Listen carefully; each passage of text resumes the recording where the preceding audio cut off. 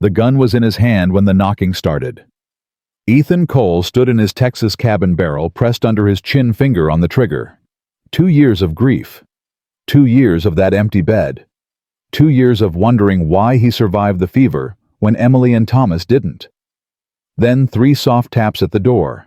He lowered the gun, opened the door, and saw a nightmare that would save his life.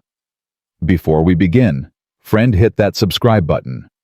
Stay till the end to see if love can really conquer a town's cruelty. Drop a comment with your city so I can see how far this story travels. Now let's ride. The woman fell into his arms before he could speak. "Please," she gasped. Her breath rattled. "Please, mister. Take my children." Ethan caught her by pure instinct. Skin and bones, that's all she was. Behind her, 4 small shapes huddled in the darkness. Barefoot, bleeding feet wrapped in torn flour sacks. Eyes like animals caught in lantern light, wild with hunger, dull with resignation. The oldest, a girl, maybe 10, held a baby against her chest. 2 boys clung to each other, identical faces smeared with dirt and tears. A tiny thing, couldn't be more than 4, gripped the older girl's dress with white knuckles. "Ma'am?" Ethan started. "I'll go," the woman interrupted. Her voice cracked like dry leather. "I'll walk into the desert. Just let them eat. 1 meal, please God, 1 meal." Ethan looked past her into the Texas night. No horse, no wagon. The nearest town was 8 miles south through Rattlesnake Country and Scorpion Hills. "How far did you walk?" His voice came out rougher than he meant. "From Austin." 8 miles. Barefoot. With 4 children. "When did they last eat?" The woman's face crumpled. 5 days. Real food, I don't remember." Something inside Ethan's chest, something he thought had died with Emily, cracked open. He stepped back, pulling the door wide. "Get inside." "I can't pay. I didn't ask you to." The woman stared at him like he'd spoken a foreign language, like kindness was something she'd forgotten existed. "All of you," Ethan said, looking at the children. "Now." They moved like ghosts, silent, afraid even to hope. The oldest girl went first, protective, positioning herself between her mother and this strange man. The twins came next, holding hands so tight their fingers were white. The little one stayed frozen until the older girl reached back. "Grace, come on." The child called. Grace took 1 step, then another.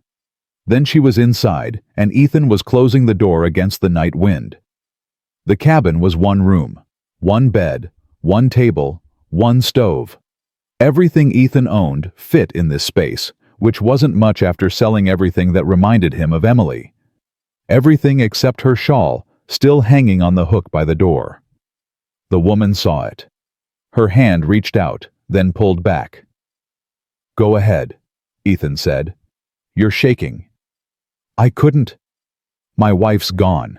She'd want you to use it." The woman's eyes filled with tears. She took the shawl with trembling hands, wrapped it around her shoulders like armor. Ethan moved to the stove, threw in kindling, struck a match. The fire caught quick. One thing he'd learned, living alone, was to keep tinder dry and close. "Sit," he said, not looking at them. "All of you." They sat at the table. The children stared at him, silent as stones. The woman clutched the baby, sleeping or unconscious, Ethan couldn't tell. Its lips were cracked and pale. He pulled out his supplies. Wasn't much. Jerky from last week's deer. Beans soaking in the pot. 3 eggs from his dying hens. Cornmeal. Lard. He cooked everything. The jerky went into the beans. The eggs got scrambled in the lard. The cornmeal became Johnny cakes on the griddle. His ration for the week. For 6 people, it was 1 meal. He didn't care. The smell of food hit the cabin like a physical thing. The little one, Grace, whimpered. The twins leaned forward, nostrils flaring. The oldest girl swallowed hard, trying to maintain dignity. When Ethan set the plates down, the children fell on the food like starving dogs. The twins ate with their hands, shoveling beans into their mouths. Grace gnawed on Johnny cake grease running down her chin. The oldest girl ate slower, methodical, but her hands shook with every bite. The woman pushed her plate toward the baby. "Eat," Ethan said. She's sleeping. You're not." The woman looked at him. Really looked. Her eyes were gray, ringed with exhaustion and shame, and something else, a desperate, drowning hope. She ate. Tears streamed down her face as she chewed. She tried to hide it, turning away, but Ethan saw. He turned to the stove, gave her privacy. Shame was a private thing, especially for the starving. When the plates were empty, the children sat back. The twins' eyes glazed over the first fullness they'd felt in days. Grace climbed down from her chair, walked to Ethan without asking, and crawled into his lap. His body went rigid. He hadn't held a child since Thomas died. Grace's head rested against his chest. She weighed nothing, less than nothing. He could feel every rib through her threadbare dress. Slowly, carefully, he wrapped one arm around her. She sighed and fell asleep. "I'm sorry," the woman said quickly. She's not usually. It's all right." They sat in silence. The fire crackled. The baby's breathing evened out. The twins slumped against each other by the stove. The oldest girl watched Ethan with fierce, protective eyes. "My name's Clara Bennett," the woman said finally. "This is Rose." She gestured to the oldest. "Henry and Samuel." The twins. "Grace." The child in Ethan's arms. "And Mary." The baby. "Ethan Cole." "Why are you helping us, Mr. Cole?" Ethan looked at Grace's sleeping face. Thin, hollow, bones sharp under skin. "Because someone should have done it sooner." Clara's face crumpled. She covered her mouth, shoulders shaking. Rose moved to her mother's side, small hand on her back. Ethan waited until Clara composed herself. "What happened?" Clara took a breath. Let it out slow. "My husband died 3 months ago. Daniel. He was a blacksmith. Fever. Accident. Spooked horse kicked him in the head. Died instantly." Ethan nodded. "Quick death. Merciful in its way."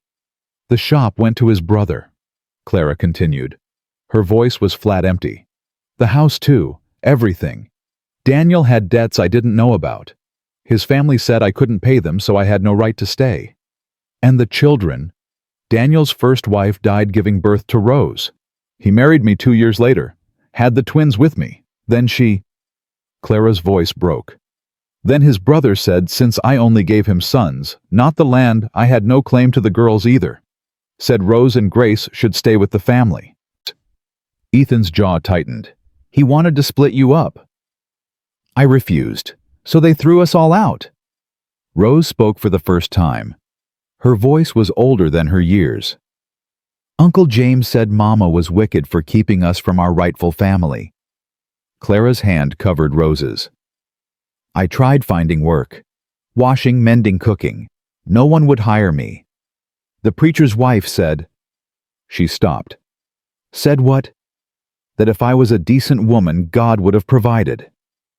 Ethan's anger flared hot and sudden. "God did provide. He sent you here." Clara's eyes widened. She pulled the shawl tighter, like it could shield her from unexpected kindness. "I knocked on every door in Austin," she whispered.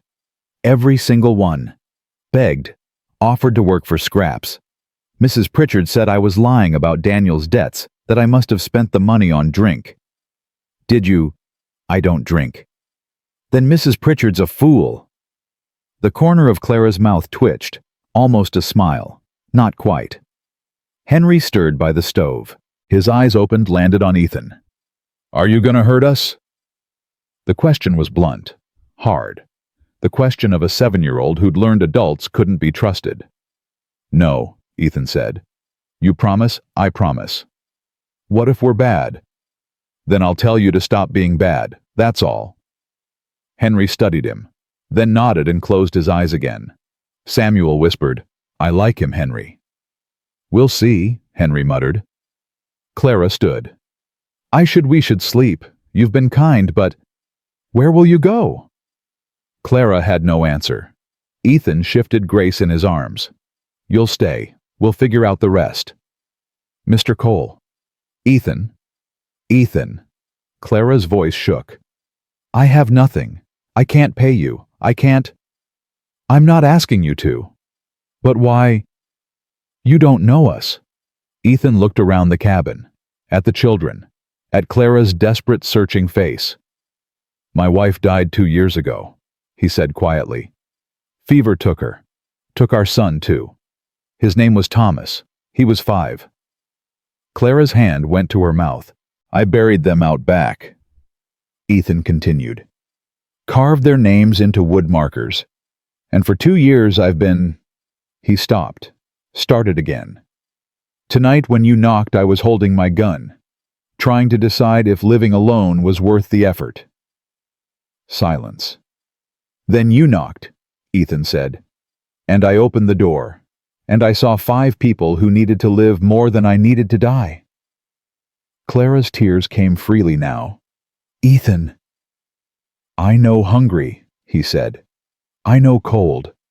I know what it's like when the world decides you don't matter.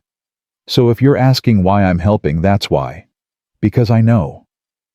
Clara sank back into her chair. Rose knelt beside her, gripping her hand. The twins had fallen asleep by the stove, curled into each other like puppies. "I can work," Clara said. "I can mend, cook, clean. We'll talk about it tomorrow." "But—" "Clara." Ethan's voice was gentle but firm. "You walked 8 miles barefoot with 4 starving children. You fought off the devil himself to keep them alive. You've already worked. Tonight, you rest." Clara nodded. She looked at the bed, the only bed. "Where will you sleep?" "Floor's fine." "I can't take your bed." "You're not. The children are." They settled the kids in the bed together. Rose on the outside, twins in the middle, Grace curled between them. Mary slept in a drawer lined with blankets placed beside the bed where Clara could reach her. Clara took the floor next to Mary's drawer. Ethan moved to the rocking chair by the stove. "Ethan," Clara's voice came soft from the darkness. "Yeah. Thank you. Get some sleep." "I mean it. Thank you." Ethan stared at the ceiling beams. Carved into the wood were initials E+E, him and Emily. Their wedding year, 1883. 2 years ago might as well be 2 lifetimes. The memories came whether he wanted them or not. Emily's laugh, her hand in his, the way she'd hum while cooking. Then the fever, the sweating, the seizures, the blood from her nose that wouldn't stop, and Thomas, small and pale, burning up in Ethan's arms. "Papa, I'm cold." "I know, buddy, I know." "Is Mama sleeping?" "Yeah, she's sleeping." "I'm tired too." "Then sleep, Thomas. I've got you." And Thomas had closed his eyes and never opened them again. Ethan had carved those initials the day they moved in. Now they mocked him. A monument to what the fever had taken. But tonight, for the first time in 2 years, the cabin wasn't silent. Someone breathed in the darkness. Someone stirred. Someone lived. A floorboard creaked. Clara stood there, silhouetted by moonlight through the window. "Can't sleep?" Ethan asked. "Too quiet," she admitted. "For weeks we've been. I'm used to noise, danger. This feels safe, like a dream I'm about to wake up from." Ethan understood that feeling, the fear that goodness couldn't last, that the other boot would drop. "This is real," he said. "How do you know?" "Because I feel something again. For 2 years I've been numb, dead. Now I'm—" He searched for words. "Now I'm angry that someone let you suffer. Now I'm scared those kids won't have enough to eat. Now I'm hoping you'll stay." Clara wrapped Emily's shawl tighter. The town thinks I'm shameless. The town's wrong. They called me improvident. Said Daniel's death was God's judgment for our debts. They're wrong about that too. Clara moved closer, sat in the chair across from him. You lost someone too. It wasn't a question. I lost everything, Ethan said. I'm sorry. So am I. They sat in the darkness. Two people carved hollow by loss, filling the quiet with shared understanding. What will we do about food? Clara asked finally. Ethan touched his vest pocket. His father's watch, the only valuable thing he owned besides the horse. I'll go to town tomorrow, trade for supplies. With what? I'll manage. Clara's eyes narrowed. What are you planning to trade? Nothing you need to worry about. Ethan. Clara. He met her gaze. Let me do this. Let me help. We're supposed to be partners. We just met. Then let's start being partners now. Despite everything, Ethan almost smiled. This woman had walked through hell and she still had fight in her. All right, he said. Partners. Outside, coyotes yowled in the hills. Inside, Mary whimpered. Clara rocked the drawer gently with one foot, and the baby settled. Your wife, Clara said softly. What was she like? Ethan's throat tightened. Kind. Too kind for this world, maybe. She'd see a hurt animal and cry. She'd give her last dollar to a stranger. When the fever came, she made me promise to save Thomas first. But you couldn't save either. No. And you've been blaming yourself ever since. Ethan said nothing. The silence was answer enough. I blamed myself too, Clara said. When Daniel died, I wondered if I'd been a better wife. Maybe God would have spared him. Maybe if I'd given him more sons, his family would have let us stay. Maybe if I was prettier, stronger, smarter. Stop. Clara looked up. It's not your fault, Ethan said. And it's not mine. Bad things happen to good people. That's just the way it is. Then why does it hurt so much? Because we're still alive to feel it. Clara wiped her eyes. The preacher's wife said pain is God's way of teaching us. The preacher's wife is an idiot. This time Clara did smile. Small, but real. They sat together until the fire burned low. Until Clara's head began to nod. Until Ethan stood and guided her back to her spot on the floor. Sleep, he said. I'll keep watch. You need rest too. I will. Later. Clara lay down. Within minutes, her breathing evened out. Ethan returned to the rocking chair, looked at the ceiling beams, at the initials carved there. Emily, he whispered. If you sent her here, if this is some kind of sign, I'll do right by them. I promise. The cabin settled. The wind died down. And Ethan Cole, widower and rancher, sat in the darkness and felt something he hadn't felt in 2 years. Purpose. The night stretched on. At some point, Ethan dozed, head tipping forward. He dreamed of Emily and Thomas. But for once they weren't dying. They were smiling, waving, pointing at something behind him. He turned in the dream and saw Clara and the children standing in sunlight. Take care of them, Emily said. Her voice came from everywhere and nowhere. They need you. I don't know how. You'll learn. What if I fail? You won't. Not this time. Ethan woke with a start. Dawn light crept through the window, gray and thin. The children still slept tangled together in the bed. Clara was awake, feeding Mary drops of water from a tin cup. She looked up when Ethan stirred. Morning, she whispered. Morning. I've been thinking. About what you said. About being partners. Clara set down the cup. If we're going to do this, if we're really going to try, we need rules. Rules. Boundaries. Expectations. I won't be your charity case, Ethan. I won't be the pathetic widow you took pity on. That's not. I need to contribute. I need to feel useful, or I'll go mad. Ethan studied her. This woman who refused to break even when the world tried its hardest, who walked 8 miles barefoot, who offered to die so her children could eat. "All right," he said. "What do you propose?" "I'll cook, clean, mend. Tend the animals if you have any. Teach the children their letters. In exchange, we get room and board until—" "Until what?" Clara's voice hardened. "Until you get tired of us. Until the town pressures you. Until it becomes too much. And if that doesn't happen, it always happens. Not here." Clara wanted to believe him. Ethan could see it in her eyes, that desperate, fragile hope, warring with a lifetime of disappointment.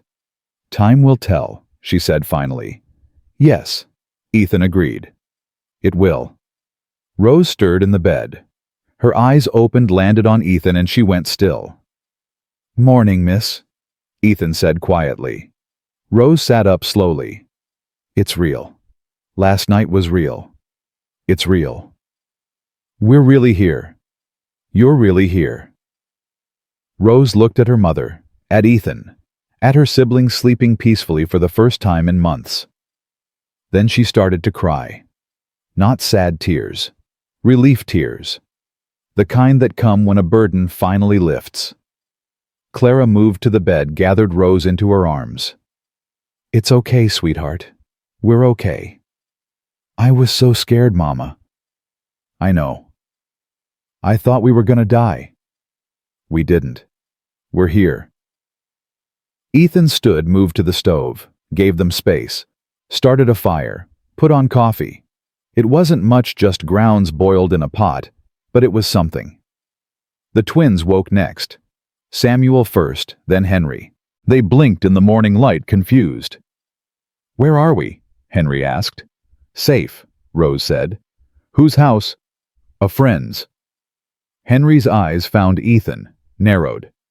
"He's not our friend. We just met him. He fed us. So people do nice things when they want something." Clara's face fell. "Henry—" "It's true Uncle James was nice at first. Then he threw us out." Ethan turned from the stove, knelt down to Henry's level, the boy's jaw set defiant and scared. "You're right," Ethan said. Henry blinked. "What?" "You're right to be suspicious. You've been hurt. You've learned adults lie. So you're protecting yourself and your family. That's smart. Then why should we trust you?" "You shouldn't. Not yet. Trust is earned." Ethan stood. "So I'll earn it, day by day, until you believe me." Henry stared at him, then nodded slowly. "Okay. Okay." Samuel tugged Ethan's sleeve. "Are you gonna teach us stuff?" "What kind of stuff?" "Ranch stuff, horse stuff, man stuff." Despite everything, Ethan smiled. "Yeah, I'll teach you." "Promise?" "Promise." Grace woke last. She sat up, rubbed her eyes, and looked around the cabin. When she saw Ethan, her face lit up. "Mr. Ethan!" She scrambled out of bed and ran to him, wrapped her arms around his leg. Ethan froze. Then slowly he patted her head. "Morning, little bit. I'm hungry. I bet you are." He looked at his supplies. Almost nothing left. Maybe enough cornmeal for Johnny cakes, some lard. That was it. He made breakfast, small portions. The children ate without complaint. Clara ate mechanically, already worrying about the next meal. When they finished, Ethan cleaned up. Clara tried to help, but he waved her off. "You rest today. Get your strength back." "I can't just sit." "You can. You will." Clara opened her mouth to argue, closed it, nodded. Ethan saddled his horse, a bay mare named Rosie, the only animal he hadn't sold. He tucked his father's watch into his vest pocket, checked his rifle. Clara followed him outside. The morning sun was already hot, promising another scorching Texas day. "Ethan!" He turned. Clara stood in the doorway, Emily's shawl around her shoulders, children clustered behind her. She looked like a painting, like something worth fighting for. "Be careful," she said. I will. And Ethan, her voice softened, thank you. For everything. He tipped his hat. Nothing to thank me for yet. I'll be back by evening. He rode toward Austin, leaving behind the first family he'd had in 2 years. And as Rosie's hooves hit the dusty trail, Ethan Cole made a decision. Whatever it took, whatever he had to sell, trade, or sacrifice, he'd keep them safe. All of them. Even if it killed him. Austin looked the same as it always did, dusty, mean, and full of people who'd rather watch you drown than throw a rope. Ethan rode down Main Street just past noon. Heat shimmered off the wooden storefronts. A few folks sat in the shade of the general store's awning, fanning themselves and watching the world with dead eyes. Mrs. Pritchard stood outside the boarding house, beating a rug like it had personally offended her. She saw Ethan and her lips pursed tight. He tipped his hat anyway. She turned her back. The Mercantile sat at the end of the street, 2 stories of weathered wood with a faded sign that read Henderson and Sons. Ethan had been trading there since he arrived in Texas 5 years ago. Back when Emily was alive and smiling, and the world made sense. He tied Rosie to the hitching post and went inside. The bell above the door chimed. Cool air and the smell of leather tobacco and coffee hit him. Jebediah Henderson stood behind the counter, spectacles perched on his nose, writing in a ledger. He looked up. His expression went carefully neutral. Ethan. Jeb. Been a while. Month or so. Henderson closed the ledger. What can I do for you? Need supplies. Flour, cornmeal, beans, salt, pork, lard. Enough for... Ethan hesitated. For a few weeks. Henderson's eyebrows rose. That's more than your usual. Got more mouths to feed. Heard about that. Henderson's voice went flat. Heard you took in the Bennett widow. Word traveled fast. Ethan should have expected it. That's right. And her brats. Ethan's jaw tightened. Her children. 4 of them, I heard, plus a baby. Henderson shook his head. That's a lot of responsibility, Ethan. Especially for a man who can barely keep his own ranch running. I'll manage. Will you? Because last I checked, you still owe me for last season's seed. Ethan's hand went to his vest pocket, felt the weight of his father's watch. The one thing left connecting him to the man who'd taught him to ride to shoot to treat people fair. I can pay. With what? Ethan pulled out the watch, set it on the counter between them. Gold case engraved with his father's initials. Worth at least $60. Henderson picked it up, turned it over, opened the case. The mechanism inside still ticked steady and true. Your pa's watch. Yeah. He gave this to you before he died. I remember. Henderson closed the case, set it down. I can't take this, Ethan. Why not? Because you'll regret it.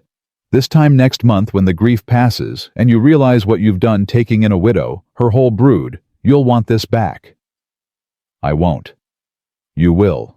They always do. Henderson pushed the watch across the counter. Charity's a fine thing, Ethan, but it don't pay bills, it don't feed mouths, and it sure as hell don't last when winter comes and supplies run short. This isn't charity. Then what is it? Ethan met his eyes. It's the right thing to do. Henderson sighed, rubbed his forehead. The Bennett woman. Her name's Clara. Fine, Clara. She came through town 3 weeks ago, begging at every door. You know what folks said? I can guess. They said she was lying. That Daniel Bennett drank away his money and she was covering for him. That she was too proud to do honest work and wanted handouts instead. Henderson leaned forward. They said she was trouble, Ethan. The kind of woman who brings bad luck. They said wrong. Maybe, maybe not. But now you've tied yourself to her, to those kids, and when the town turns on them, and they'll turn on you too. Let them. Ethan. Jeb. I don't care. Ethan's voice was quiet but hard as iron. I don't care what they think. I don't care what they say. Those children were starving. Clara walked 8 miles barefoot because everyone else slammed their doors. If that makes me a fool, fine. I'll be a fool. Henderson studied him for a long moment. Then he picked up the watch again. This'll cover the supplies, he said slowly. And your old debt. But Ethan there won't be credit after this. You understand, whatever happens, you're on your own. Understood. Henderson nodded. Started gathering supplies from the shelves. 50 pounds of flour, 20 pounds of cornmeal, beans, rice, salt, sugar, lard, 2 slabs of salt pork wrapped in brown paper, coffee, dried apples. He packed everything into crates, then helped Ethan load them onto Rosie. Ethan, Henderson said as Ethan prepared to leave. For what it's worth, I hope you're right about her. I am. But if you're wrong, I'm not. Ethan rode north out of town, supplies secure. The sun beat down merciless. Sweat soaked through his shirt, but his chest felt lighter than it had in months. He was halfway home when he saw the rider coming from the opposite direction. Black horse, black coat despite the heat, silver hatband catching the sun. Raymond Calhoun. Ethan's hand moved instinctively to his rifle, then stopped. This wasn't the war. This was Texas. And men didn't shoot each other over old grudges, usually. Calhoun reined his horse to a stop, blocking the trail. He was a big man, gone soft around the middle, but still strong in the shoulders. His face was weathered eyes, cold as creek stones. Cole. Calhoun. Heard you took in some strays. News travels. It does. Calhoun's smile didn't reach his eyes. Heard it's the Bennett widow, and her litter. Ethan's grip on the reins tightened. You got a point. Just wondering about your thinking. You're barely scraping by as is. Adding 5 more mouths, that's foolish. Unless... Calhoun's eyes narrowed. Unless you got other reasons. Such as... Woman like that, alone, desperate. I imagine she's very grateful for your help. The implication hit like a fist. Ethan's jaw clenched so hard, his teeth ached. Watch yourself, Calhoun. I'm just saying what everyone else is thinking. Man takes in a widow, lets her live under his roof, people talk. Then people are idiots. Maybe. But idiots vote. Idiots serve on juries. Idiots decide who gets loans and who gets foreclosed. Calhoun leaned forward in his saddle. You still owe me money, Cole. From when I bought out your note from the bank. $500 due by end of summer. Ethan had forgotten, or tried to. After Emily died, he'd stopped caring about debts, about the ranch, about anything except making it through another day. I remember. Good, because I'm calling it in. 3 months from now, 1st of October. You pay in full, or I take the land. That wasn't the agreement. I've got till next spring. Agreements change.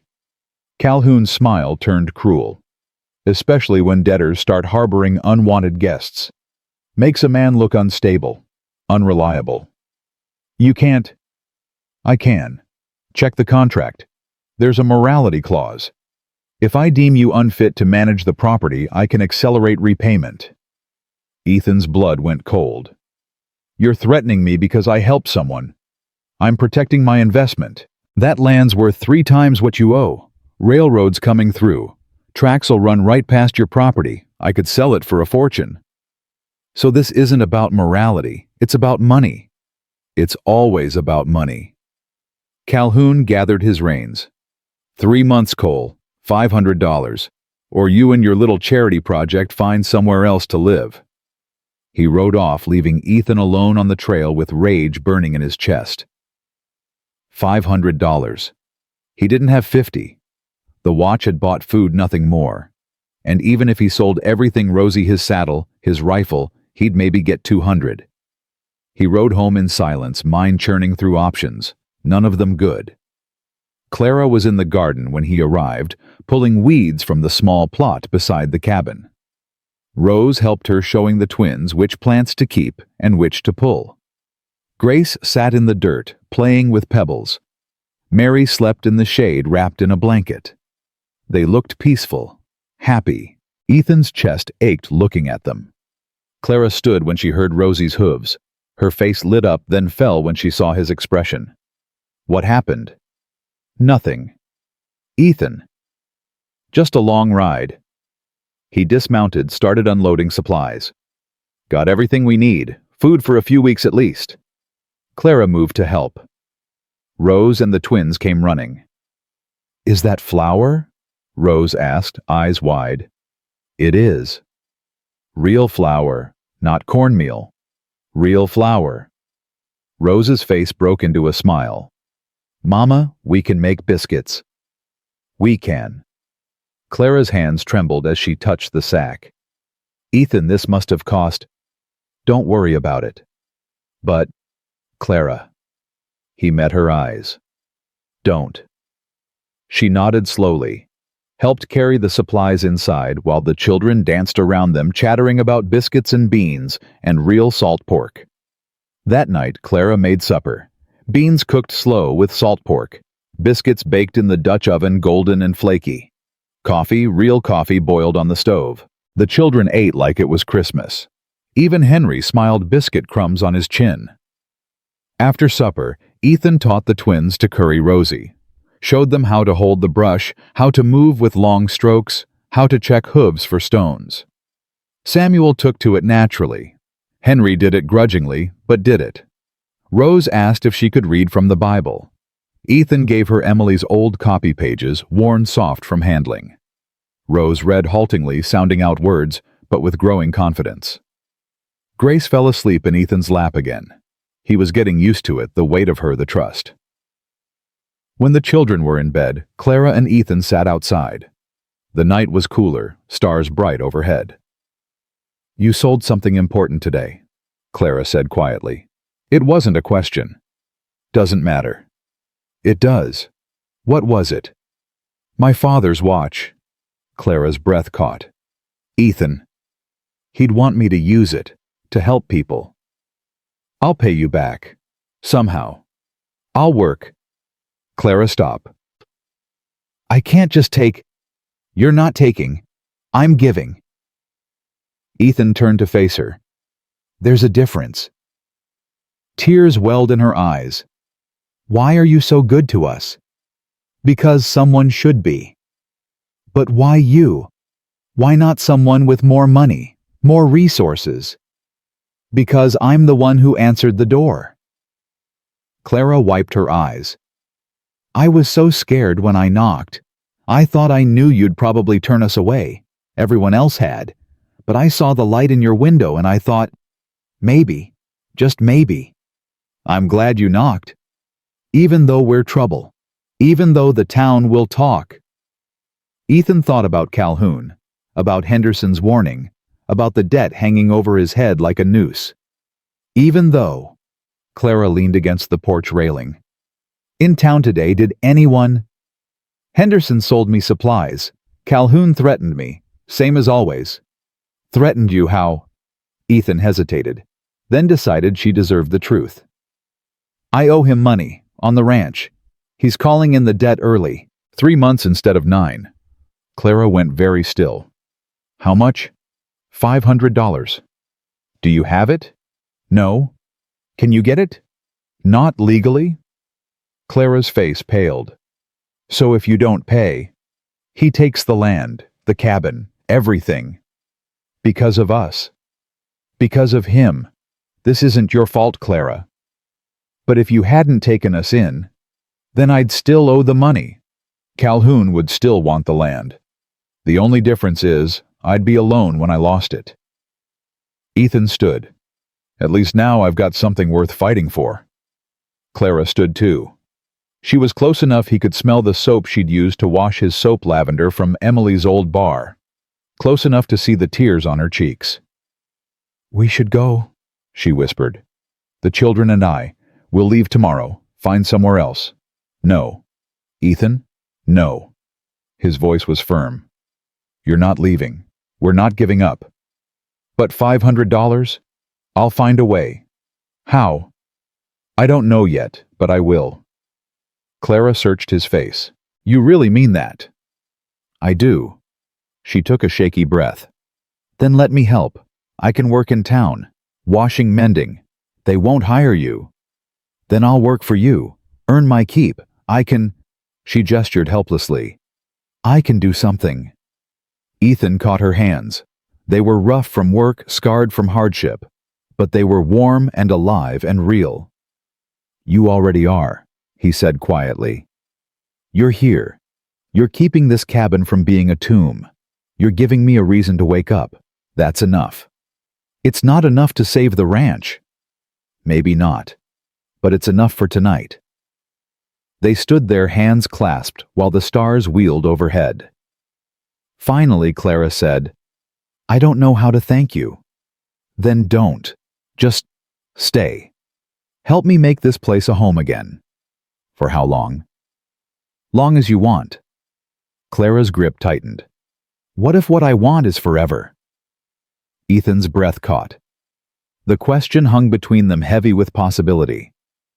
Then forever's what you'll get, he said. Clara's eyes searched his. Then slowly she leaned forward and pressed her forehead to his shoulder. Ethan's arms came around her. She fit there in the circle of his embrace like she'd been made for it.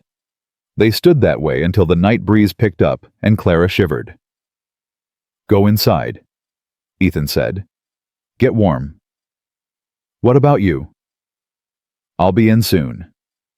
Clara hesitated, then went inside, leaving Ethan alone with the stars and his thoughts. He looked toward Emily's grave.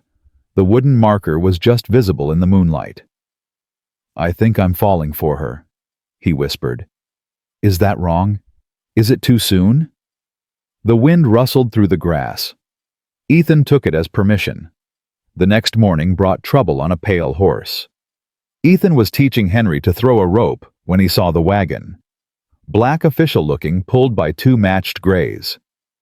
Clara saw it too. She went pale. Ethan? Stay inside with the children. But, please. She gathered the kids and ushered them into the cabin. Rose looked back once, face tight with worry. The wagon stopped 20 feet from the porch. Two men climbed down.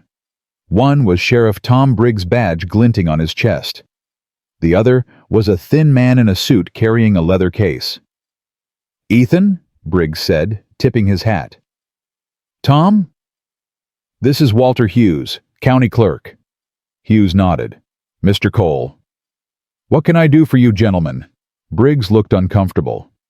Got a complaint filed yesterday about improper living arrangements. Ethan's blood went cold. Filed by who? Anonymous. Calhoun. Didn't say that. Didn't have to. Hughes opened his case, pulled out papers. Mr. Cole, it's been reported that you're cohabitating with a woman outside of wedlock. With children present. That violates local decency ordinances. We're not cohabitating. She's a guest. A guest who's been here 4 days, with children, sharing your roof. Hughes consulted his papers. Texas law is clear. Unmarried adults of opposite sexes cannot reside together unless they're family or employer-employee with separate quarters. So make her my employee.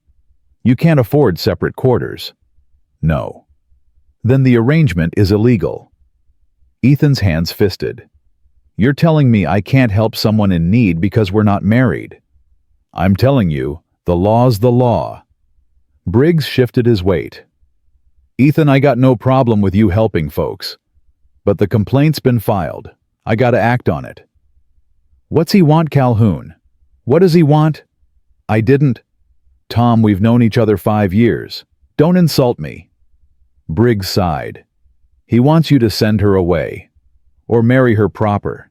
Those are the options. And if I don't, then we arrest you for violating decency laws. Mrs. Bennett goes to jail for vagrancy. Children go to the orphanage in San Antonio. Clara appeared in the doorway, face white. No. Ma'am, Briggs started. You're not taking my children. Nobody wants to take your children, but the law says I'm not good enough to keep them. That's what you mean. Clara's voice shook with rage. I walked 8 miles barefoot to save them. I begged, I bled, I did everything right. And you want to throw them in an orphanage because I accepted help. Hughes looked away. Briggs had the decency to look ashamed. Ethan stepped forward. How long do I have? To what? To decide, between sending them away or marrying her. Hughes checked his papers. Ordinarily 24 hours, but given the circumstances, Sheriff Briggs convinced me to give you 3 days. 3 days to get married or ruin 5 lives. 3 days to make a legal arrangement. Yes. Ethan looked at Clara, at the children crowded behind her in the doorway, at the life he'd started building from the ashes of the old one. Then I'll marry her, he said. Clara gasped. Ethan, 3 days from now you'll have your legal arrangement. Hughes nodded. We'll need witnesses. And the ceremony has to be official. Reverend Walker can do it.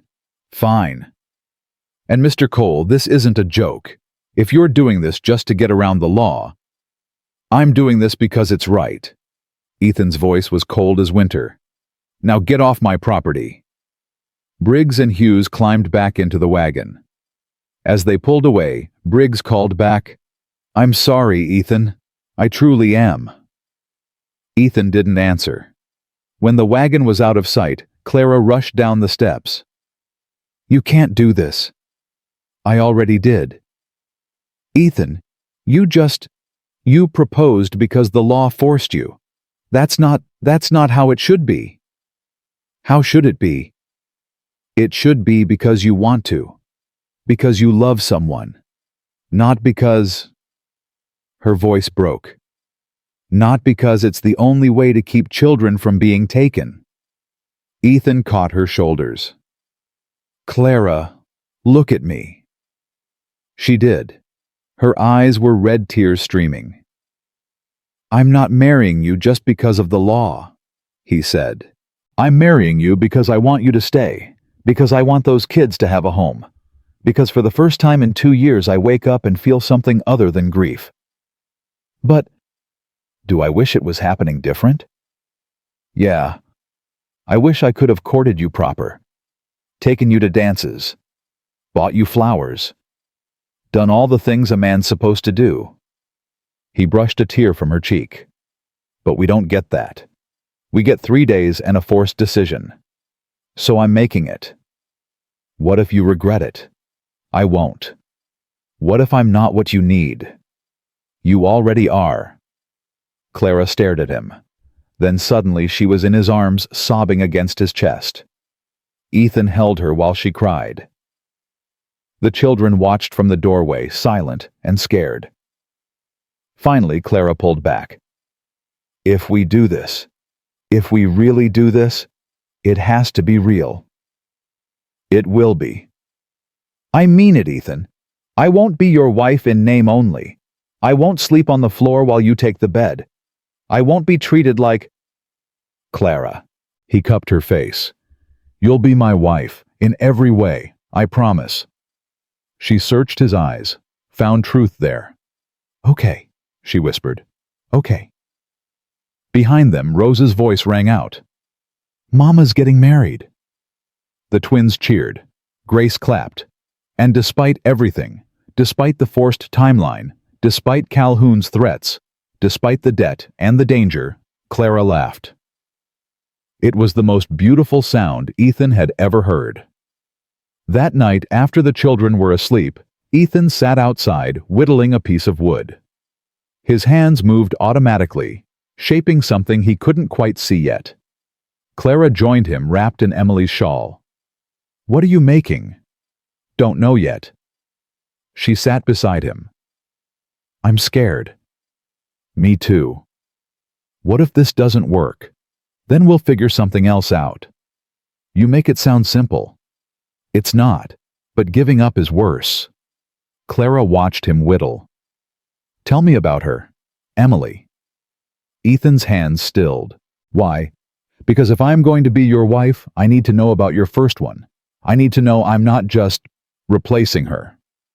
Ethan set down the knife, looked at the stars. Emily was sunshine. he said finally. Everything good and warm and bright. She laughed at my terrible jokes. She sang while she cooked even though she couldn't carry a tune. She cried when we had to butcher chickens. She sounds wonderful. She was. And when she died, I thought... His voice caught. I thought the world had ended, that I'd never feel anything good again. Clara's hand found his. But you do now. Yeah, I do. Because of us. Because of you. He turned to face her. Clara, you're not replacing Emily. You couldn't. But you're giving me something I thought I'd lost. Hope. Purpose. A reason to keep going. Is that enough for a marriage? I don't know, but I'd like to find out. Clara leaned her head on his shoulder. They sat in silence, watching stars wheel overhead. Finally, she said, 3 days. 3 days. That's not much time to plan a wedding. Don't need much, just you, me, and someone to say the words.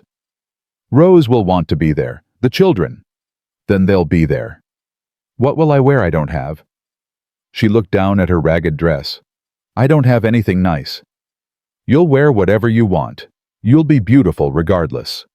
Clara's eyes filled with tears again. How do you do that? Do what?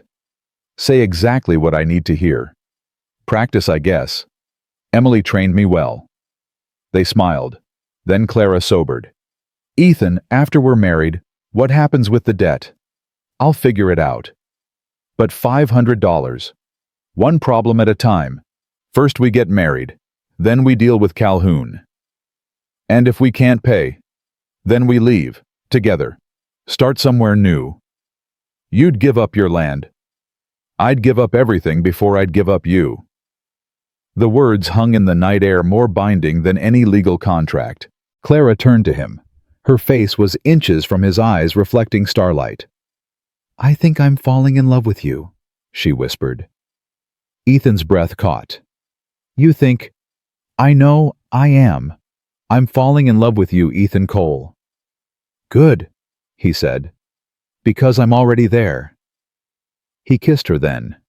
Soft, tentative asking permission. She gave it, leaning into him, hands fisting in his shirt. When they broke apart, both were trembling. 3 days, Clara said. 3 days. Ethan agreed.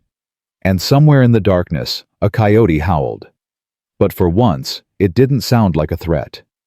It sounded like the future calling. The morning of the second day, Ethan woke to the sound of hammering. He stumbled outside, still pulling on his boots, and found Clara on the porch with a piece of wood and a rock trying to fix a loose board. What are you doing? She looked up, hair falling loose around her face. The third step's been wobbling. Thought I'd fix it before someone breaks an ankle. Clara, you don't have to. I know I don't have to. I want to. She hit the nail again. Mist hit her thumb instead. Damn it! Ethan took the rock from her hand, examined her thumb. Already swelling. Let me. I can do it? I know you can. But you don't have to do everything alone anymore. Clara's eyes filled with tears. Again. She'd been crying at the smallest things since yesterday. His kindness, the children's laughter, the fact that there was enough food for breakfast. I'm being foolish, she said, wiping her face, crying over a loose board. You're not foolish. You're tired and scared and trying to control something in a situation where you've got no control. How do you know that? Because I did the same thing after Emily died, fixed every broken thing on this ranch, mended fences that didn't need mending, built a new chicken coop when the old one was fine, anything to feel useful. Clara sank onto the step. Did it help? No, but it gave me something to do besides think. That's what I need. Something to do. Something that's not... She gestured helplessly. This. Waiting. Wondering what comes after the wedding. Ethan sat beside her. What do you want to come after? I don't know. A life, I suppose. A real one. Not just survival. Then that's what we'll build. With what? We don't have money. We don't have time. Calhoun's going to take this place in 3 months. Clara. Ethan caught her hand. One day at a time. Today we fix the step. Tomorrow we get married. The day after we figure out the rest. She leaned against him. You make it sound possible. It is possible. How can you be sure? Because I've already lost everything once. And I survived. We'll survive this too. Rose appeared in the doorway, Grace on her hip. Mama, Grace is hungry. Clara stood immediately, wiping her eyes. I'll make breakfast. I can do it, Rose offered. You're 10 years old, sweetheart. You shouldn't have to. But I want to help. Rose's face was earnest, desperate. Please, Mama, let me do something. Clara looked at Ethan. He nodded. All right, Clara said, but I'm supervising. They went inside together, leaving Ethan alone with the loose board. He fixed it in 3 swings, then stood looking at his land. 500 acres of scrub grass and rocky soil. 1 cabin. 1 barn. A dozen scrawny cattle that were more trouble than profit. A garden that barely produced enough to feed 1 person, let alone 7. This was what he was offering Clara. Not much of a life. Not much of a future. But it was all he had. He walked to Emily's grave. The wooden marker was weathering, letters fading. He'd need to replace it soon. I'm getting married tomorrow, he said to the marker, to the ground, to the memory of the woman he'd loved. Her name's Clara. She's got 4 kids and a baby. She's brave and fierce and scared out of her mind. And I think you'd like her. The wind picked up, rustling through the grass. I'm not forgetting you, Ethan continued. I'm never going to forget you. But I can't keep living in the past. Thomas wouldn't want that. You wouldn't want that. He touched the marker. I hope wherever you are, you're at peace. And I hope you understand why I'm doing this. Behind him, footsteps. He turned to find Clara standing there, Grace holding her hand. Sorry, Clara said. I didn't mean to interrupt. You're not interrupting. Grace tugged free and ran to the marker. Who's Emma? My wife. My first wife. Where is she? She's sleeping, under the ground. Grace frowned. Is she cold? Ethan's throat tightened. No, sweetheart, she's not cold. Good. I don't like being cold. Grace touched the marker gently. Hi, Emma. I'm Grace. Mr. Ethan's gonna marry my mama tomorrow. Clara made a small sound. Half laugh, half sob. Grace continued, oblivious. Mama says you were nice. I bet you were real pretty too, like Mama. She patted the marker. Don't worry. We'll take good care of Mr. Ethan. She skipped back to Clara, leaving Ethan standing there with his heart in pieces. Grace, Clara said shakily. You can't just... It's fine, Ethan managed. She's fine. Clara searched his face. Are you sure? Yeah. He took a breath. Yeah, I'm sure. They walked back to the cabin together. Grace ran ahead, already distracted by a butterfly. Clara stayed close to Ethan's side. I'm afraid, she admitted quietly. Of what? That I'll never be enough. That you'll always wish. Stop. Ethan caught her arm, turned her to face him. Clara, I loved Emily. I'm not going to lie and say I didn't. But she's gone. And you're here. And what I feel for you, that's real. That's not a replacement or a substitute. That's new. How do you know? Because when I'm with you, I don't feel like I'm trying to recreate the past. I feel like I'm building something different. Something that's ours. Clara's eyes searched his. Do you mean that? Every word. She rose on her toes and kissed him. Quick, soft, then pulled back with a blush. Sorry, I shouldn't have. Don't apologize.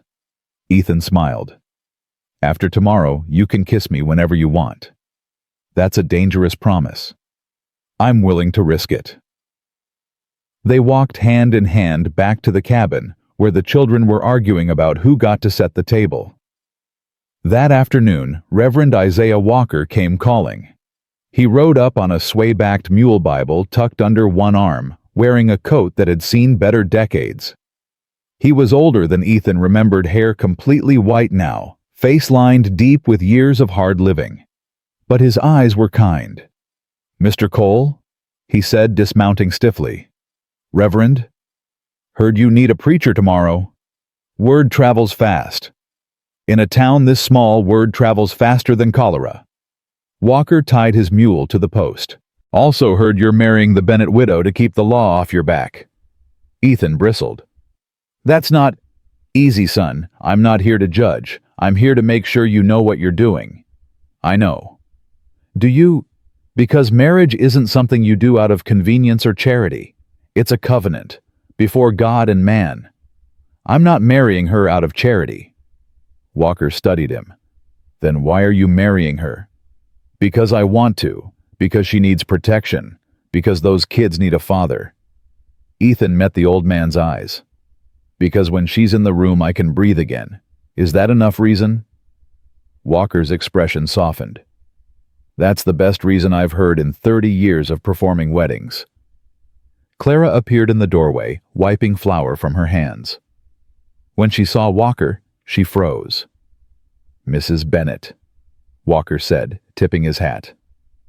"Reverend." Her voice was wary. "I'm here to talk about tomorrow, if you'll have me." Clara glanced at Ethan. He nodded. She stepped outside, closing the door behind her. "I won't pretend this is ideal circumstances," Walker began. "Forced marriage because of legal threats, that's not how God intended it. But I've seen worse foundations build stronger houses." "Have you?" Clara asked quietly. "I have. My own marriage started because my master sold my first wife away. When freedom came, I married again. A woman I barely knew. We had nothing in common except scars and survival." He smiled. "We were married 43 years before she passed. Had 6 children, 14 grandchildren. Built a life from nothing but determination and faith." Clara's eyes filled with tears. "I don't have faith anymore, Reverend. Not after everything." "That's all right. Faith's not a requirement for love, just a helpful companion." "What if we fail? What if this doesn't work?" "Then you'll have tried. That's more than most people can say." Walker opened his Bible. "I need to ask you both something, and I need honest answers." "All right," Ethan said. "Mrs. Bennett, are you entering this marriage of your own free will, or are you being coerced?" Clara looked at Ethan, at the cabin, at the land stretched out under the Texas sun. "My own free will," she said firmly. "Mr. Cole, are you prepared to take on not just a wife, but 4 children and an infant, to provide for them, protect them, raise them as your own?" "I am. Even if it costs you everything." "Even then." Walker nodded. "Good. Then let's talk about tomorrow." They spent an hour going over the ceremony. Walker kept it simple: vows rings, if they had them, a prayer. No frills. No pretense. "Do we need rings?" Clara asked. "They help, but they're not required." Ethan remembered the wedding band he'd buried with Emily. He'd wanted her to have it to carry into whatever came after. But now he wished he'd kept it. "I'll figure something out," he said. After Walker left, Clara went back to cooking. Ethan found a piece of copper wire in his tool shed and spent the evening bending it into a circle.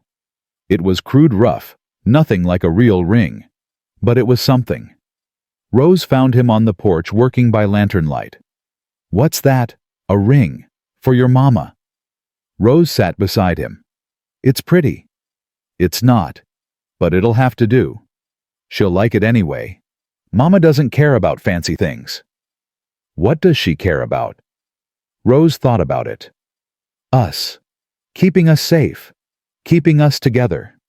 She looked at Ethan. "Are you really going to be our pa?" The question hit harder than Ethan expected. "If you'll have me." "I will. Samuel and Grace will too." "Henry." Rose hesitated. "Henry's scared." Of me. Of losing someone else. Our first PA died. Henry thinks if he loves you, you'll die too. Ethan's chest ached. I can't promise I won't die, Rose. Nobody can. But I can promise I'll do everything in my power to stay alive. For you. For all of you. That's all we can ask for, I suppose. She leaned against his shoulder, and they sat together, watching the stars come out. The morning of the wedding, Ethan woke before dawn. Couldn't sleep. Too much churning in his mind. He dressed in his only good shirt, the one he'd worn to bury Emily. It felt wrong then, right? She'd want him to move forward, to live. He shaved carefully, nicked himself twice, made coffee, burned the first pot. Clara emerged from the cabin at sunrise, the children trailing behind her. She wore the same dress she'd arrived in, washed and mended as best she could. Her hair was pulled back, a few wildflowers tucked behind her ear. She looked terrified. Morning, Ethan said. Morning. They stared at each other. You can still change your mind, Clara said suddenly. So can you. I don't want to. Neither do I. Rose cleared her throat. Mama, we need to fix your hair. What's wrong with my hair? It's all... Rose gestured vaguely. We need to make it pretty. Clara looked at Ethan helplessly. He smiled. Go. Let them fuss. The girls dragged Clara back inside. Ethan heard giggling, then Clara's laugh, nervous but real. Henry and Samuel approached, dressed in their least ragged clothes. Mr. Ethan? Samuel asked. Yeah, bud. Are you scared? Terrified. But you're doing it anyway. That's what brave means, being scared and doing it anyway. Henry scuffed his boot in the dirt. Our first pa wasn't scared of anything. I bet he was, he just didn't show it. Are you gonna be a good pa? Ethan knelt to Henry's level. I'm going to try. I'll probably mess up, I'll probably make mistakes. But I promise I'll always care. And I'll always be honest with you, fair enough? Henry studied him with those old suspicious eyes, then nodded. Fair enough. They rode to town in the wagon, all 7 of them crammed together, Clara holding Mary. The other children pressed close. The morning was already hot, sun beating down merciless. Austin looked different in daylight, less menacing, just small and dusty and ordinary. People stared as they passed. Mrs. Pritchard stood outside her boarding house, arms crossed, face pinched. Henderson watched from his store window. A few folks nodded, some friendly, some curious, some openly hostile. The church sat at the end of Main Street. Small whitewashed bell tower leaning slightly to the left. Reverend Walker waited on the steps. Morning, folks. Morning, Reverend, Ethan said. Ready. As we'll ever be. Inside the church was blessedly cool. Pews stretched toward a simple altar. No decorations, no flowers. Just wood and sunlight through dusty windows. 3 people sat in the front pew. Ethan recognized Henderson and his wife. The third person was Sheriff Briggs, out of uniform, hat in his hands. Witnesses, Walker explained. Law requires 3. Clara's hand found Ethan's, squeezed tight. They walked down the aisle together, children following. Rose carried Grace. The twins held hands. Mary slept in Clara's arms. Walker positioned them at the altar. Dearly beloved, he began, then stopped. Actually, let's dispense with the formalities. Ethan Cole, do you take this woman to be your lawfully wedded wife, to have and to hold in sickness and health for richer or poorer until death parts you? Ethan looked at Clara, at her gray eyes wide with fear and hope, at the woman who'd walked 8 miles barefoot to save her children, who'd knocked on his door when he was holding a gun to his head, who'd given him a reason to live. I do, he said. Clara Bennett, do you take this man to be your lawfully wedded husband, to have and to hold in sickness and health for richer or poorer until death parts you? Clara's voice shook. I do. Rings. Ethan pulled out the copper wire circle. It caught the light, dull and imperfect. Clara's eyes filled with tears. It's not much, Ethan started. "It's perfect," she whispered. He slid it onto her finger. It fit. "By the power vested in me by the state of Texas and the grace of God, I now pronounce you husband and wife." Walker smiled. "Son, you may kiss your bride."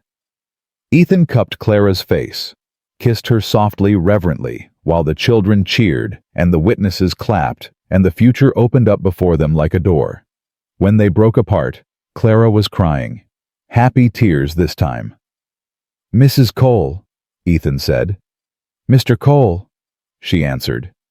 Behind them, Rose said loudly, "Can we eat now? I'm starving." Everyone laughed. The tension broke. They signed the papers, Clara's hand shaking Ethan's steady. Henderson and his wife signed as witnesses. Briggs signed as officiant. "Congratulations," Walker said. "May God bless this union." Outside, the sun was higher now, hot enough to shimmer off the dirt road. A few more people had gathered, curious, judgmental, some genuinely happy. Mrs. Pritchard stepped forward. "Mr. Cole." "Ma'am." "I suppose congratulations are in order." "Thank you." She looked at Clara. "I hope you know what you've gotten yourself into." "I do," Clara said firmly. "Good, because that man's got nothing but debt and trouble." "Then I guess we'll face it together." Mrs. Pritchard's eyes narrowed. Then unexpectedly she smiled. "You've got spine, girl. Maybe you'll do all right after all." She walked away, leaving Clara staring after her in confusion. "Was that approval?" Clara asked. "Close as you'll get from her," Ethan said. Henderson approached, next hat in his hands. "Ethan, I know things are tight, but if you need supplies before the situation with Calhoun resolves, come see me. We'll work something out." "Jeb, I can't take charity." "It's not charity, it's credit. Among friends." Henderson tipped his hat to Clara. "Mrs. Cole, welcome to the family." He left. Briggs came over, still holding his hat. "Congratulations, Ethan, ma'am." "Thank you, Tom," Clara said. "I'm sorry about how this all came about. The complaint, the law—" "You were doing your job," Ethan said. "Still, didn't sit right." Briggs hesitated. "Calhoun's not done, you know. He's angry you found a way around his trap." "Let him be angry. Just watch yourself, all of you." Briggs left. The crowd dispersed. Soon it was just Ethan, Clara, and the children standing in the dusty street. "What now?" Clara asked. "Now we go home," Ethan said. Home. The word felt different now, felt real. They piled back into the wagon. Grace fell asleep against Ethan's side. The twins chattered about the wedding.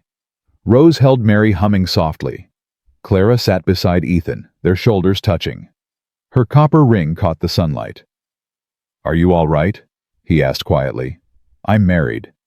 "Regret it already?" "No, it's strange. An hour ago I was Clara Bennett. Now I'm Clara Cole. Is that a good thing or a bad thing?" She leaned against him. "A good thing. A very good thing." They rode home in comfortable silence. When the cabin came into view, Clara sat up straighter. "It looks different." "How?" "Like it's ours now. Not just yours." Ethan understood what she meant. The cabin wasn't a tomb anymore. It was a home, full of noise and life and possibility. He helped Clara down from the wagon. The children tumbled out, already racing toward the house. Rose called for them to slow down. They ignored her. Clara stood looking at the cabin, at the porch, at the land stretching out under the endless sky. "What are you thinking?" Ethan asked. "That I've never had something worth fighting for before. Not like this. And now I'd fight the devil himself to keep it." Ethan took her hand. "Then let's go inside. Start our life." They walked to the cabin together, husband and wife, partners against whatever came next. And for the first time since Emily died, Ethan Cole felt like he was exactly where he was supposed to be. That night, after the children were asleep, Ethan and Clara stood outside under the stars. The first night of their marriage, the first night of their future. "I'm scared," Clara admitted. Of what? Everything. Calhoun, the debt. What happens if we can't pay? We'll figure it out. How can you be sure? Because we're not alone anymore. We've got each other. Clara turned to him. Ethan, I need you to know I'm going to be a good wife. I'm going to work hard. I'm going to... He kissed her, slow and deep and full of promise. When they broke apart, both were breathless. You don't have to prove anything, he said. You're already everything I need. But, Clara, I married you because I want you, not because I need a housekeeper or a cook or someone to mend my shirts. I want you, as you are. Tears streamed down her face. No one's ever said that to me before. Then everyone else was a fool. She kissed him again and again, until they were stumbling toward the cabin, hands tangled together, hearts pounding.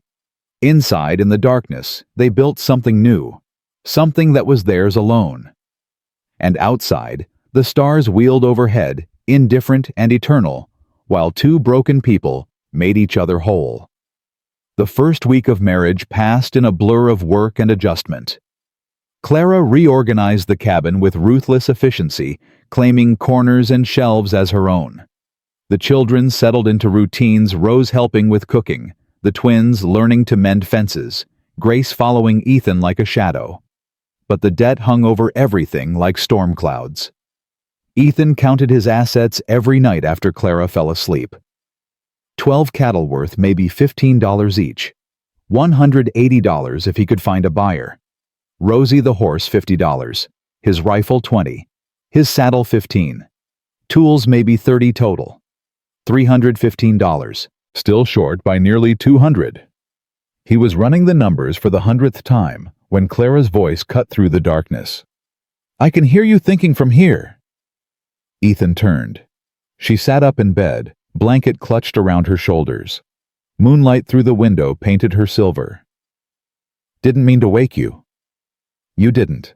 I can't sleep either. She moved to sit beside him at the table. How bad is it? Bad. Tell me the truth, Ethan. All of it. So he did. Every number. Every calculation. The gap they couldn't close no matter how he rearranged the figures. Clara listened in silence. When he finished, she was quiet for a long moment. We could run, she said finally. What? Pack up. Leave in the night. Head west. Calhoun can't take land from someone who's not here. He'd come after us. Maybe. But we'd have a head start. We could disappear. Change our names. Start over somewhere he'd never find us. Ethan had thought about it, late at night when desperation clawed at him. But running meant giving up, meant teaching the children that when things got hard, you abandoned everything you'd built. No, he said. Why not? Because this is our home now, yours and mine and the children's. I won't let Calhoun steal it without a fight. But if we can't pay, then we'll find another way. Clara's hand covered his. What other way is there? Ethan didn't have an answer. The next morning, Henry came running into the cabin while Clara was frying eggs. Mr. Ethan, come quick. Ethan dropped the bucket he was carrying. What's wrong? It's Rosie. She's down in the north pasture, and she won't get up. They ran. Ethan's heart hammered. If Rosie was sick or injured, that was $50 gone. $50 he couldn't afford to lose. They found her lying on her side, breathing hard. Her belly was swollen flanks, slick with sweat. Clara knelt beside the horse hands, moving over her with surprising expertise. She's foaling, Clara said. What? That's not possible. She's never been near a stallion. Ethan stopped, thought back. 6 months ago, before Emily died, there'd been a wild Mustang causing trouble. He'd chased it off twice before it disappeared. It's possible, Clara said. And it's happening now. Henry, get me clean rags. Samuel, water. Rose, take Grace and Mary inside. The children scattered. Ethan knelt beside Clara. What do you need me to do? Hold her head. Talk to her. Keep her calm. Have you done this before? My father bred horses. I grew up doing this. Her hands moved confidently, checking Rosie's progress. She's in trouble. The foal's positioned wrong. Can you fix it? I can try. For the next hour, Clara worked while Ethan held Rosie's head and whispered reassurances. The mare thrashed and screamed. Clara's arms disappeared inside the horse face, tight with concentration. Come on, baby, Clara muttered. Come on, turn for me. That's it. Almost there. Finally, with one last heave, the foal slid free. Small, wet, completely still. No, Clara breathed. She grabbed rags, wiped the foal's nose and mouth, rubbed its chest hard. Nothing. Come on! Come on! Clara pressed harder. Breathe, damn you! The foal's chest hitched. Once. Twice. Then it was coughing, gasping, alive. Ethan's legs nearly gave out with relief. Rosie lifted her head, nickering softly.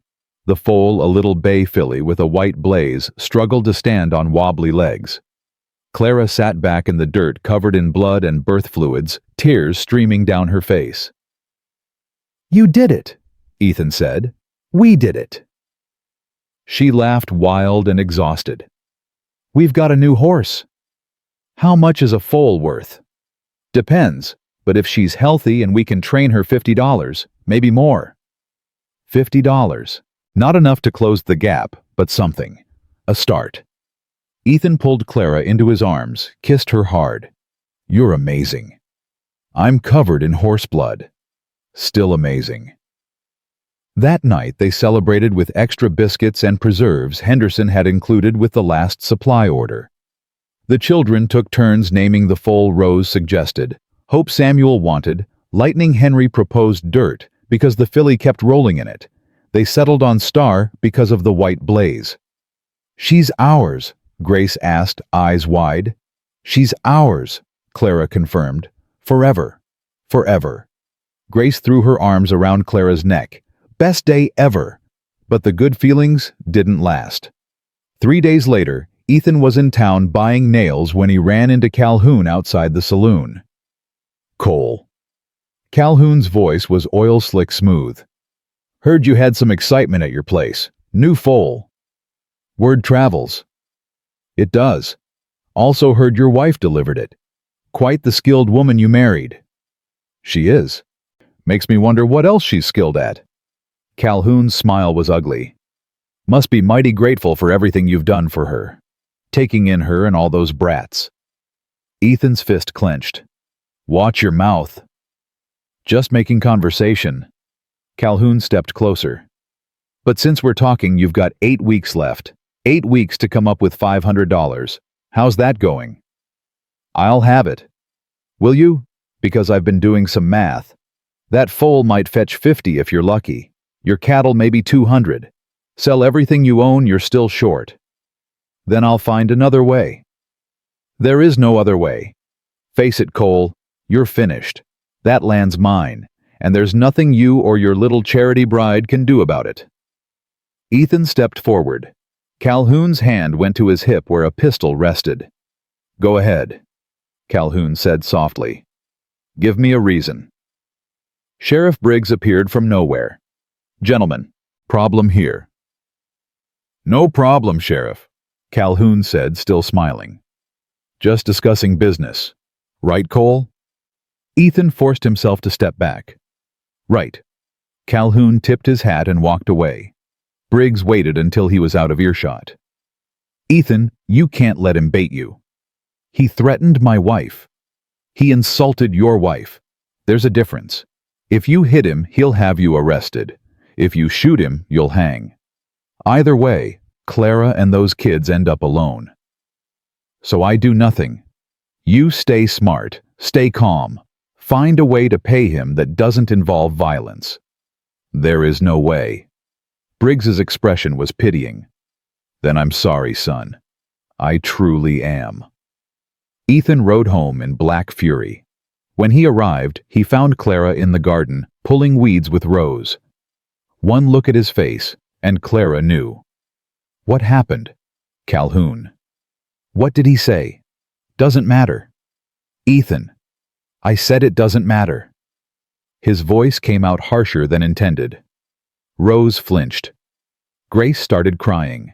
Clara stood slowly. Children, go inside. But Mama? Now. They fled. Clara waited until the door closed before turning on Ethan. Don't you dare take your anger out on them. I wasn't. You were. You shouted. Grace is terrified. Rose thinks she did something wrong. Guilt crashed over him. I'm sorry. I didn't mean. What did Calhoun say? He insulted you. Implied things. And I couldn't do anything because if I hit him, he wins. If I shoot him, I hang. I'm trapped. Clara's face softened. She crossed to him, took his hands. We're trapped. Together. Remember. I hate this. I hate feeling helpless. I know, but we don't have the luxury of rage right now.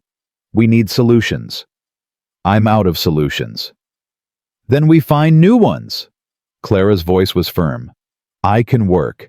Take in laundry mending. The town won't hire you. Some of them will. Henderson's wife might. Other women who know what it's like to struggle. Clara, even if you made $10 a week, which you won't, we don't have enough weeks. Then what do you suggest? We give up. No, I don't know, I just... Ethan's voice broke. I can't lose this. I can't lose you and the children. Not when I just found you. Clara pulled him close. You won't. We'll figure this out. But neither of them believed it. That night, after everyone else was asleep, Ethan found Rose sitting on the porch. Shouldn't you be in bed? Couldn't sleep. She looked up at him. Are we going to lose the house? Ethan considered lying. Decided she deserved the truth. Maybe. Because of the money you owe. Yes. How much too much? Rose was quiet for a moment. Then she reached into her pocket and pulled out a silver dollar. What's that? It was my first pause. He gave it to me before he died. Said to keep it for emergencies. She held it out. This is an emergency. Ethan's throat closed. Rose, I can't. Please, I want to help. I want to do something. He took the coin. It was warm from her pocket, worn smooth. Thank you. Will it be enough? No, but it's a start. Rose leaned against him. I'm scared. Me too. But you're not giving up. Never. Good. Because Mama's happy now. She smiles. She sings. She doesn't cry at night anymore. I want her to stay happy. So do I. They sat together until Rose's head drooped with exhaustion. Ethan carried her inside, tucked her into bed beside her brothers. Clara was awake when he returned. What did Rose give you? He showed her the silver dollar. Clara's eyes filled with tears. That was all she had from Daniel. I know. We can't take it. We already did, and we'll honor it, somehow. 2 weeks before the deadline, Reverend Walker came calling again. This time he brought company a dozen families from the freedmen settlement east of town. We heard about your trouble, Walker said. Thought we might help. Ethan stared at the group gathered in his yard. Men and women he barely knew. Families who had nothing to spare. I can't ask you to... You're not asking. We're offering. A woman stepped forward, holding out a small cloth bag. $7. It's what we could gather. Another man came forward. $4 and some tools you can sell. A child couldn't be more than 6 held out 2 pennies. For Mr. Ethan.